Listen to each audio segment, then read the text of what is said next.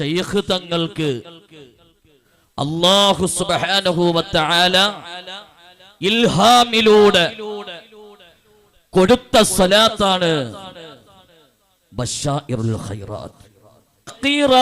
ഞാൻ കാവനാട് മുഹയ്യദ്ദീൻ ജുമുഅ മസ്ജിദിൽ സേവനം ചെയ്യുന്ന വേളയിൽ കേരളപുരം ദിക്ർ ഹൽക്കയുടെ സിൽവർ ജൂബിലിയുമായി ബന്ധപ്പെട്ട് യമനിൽ ജനിച്ച മദീനത്ത് ജീവിച്ച മുഹമ്മദ് ഹസൻ ഷദ്ദാദ് തങ്ങള് ആ ദുആയിക്ക് കൊണ്ടുവരുന്ന വഴി ഒരു മകനെ പോലെ ലാളിച്ചിരുന്ന ദാരിമി ഉസ്താദ് എന്നെ കാവനാട് മുഹയ്യദ്ദീൻ ജുമുഅ മസ്ജിദിൽ ഇറക്കുകയും അവിടെ വെച്ച് ഹസൻ ഷദ്ദാദ് തങ്ങളോട് പറഞ്ഞു, ഇത് മുഹയ്യദ്ദീൻ ജുമുഅ മസ്ജിദാണ്. അപ്പോഴും മഹാനവറുകള് എനിക്ക് തന്ന സ്വലാത്താണ് ബശായിറുൽ ഖൈറാത്ത്.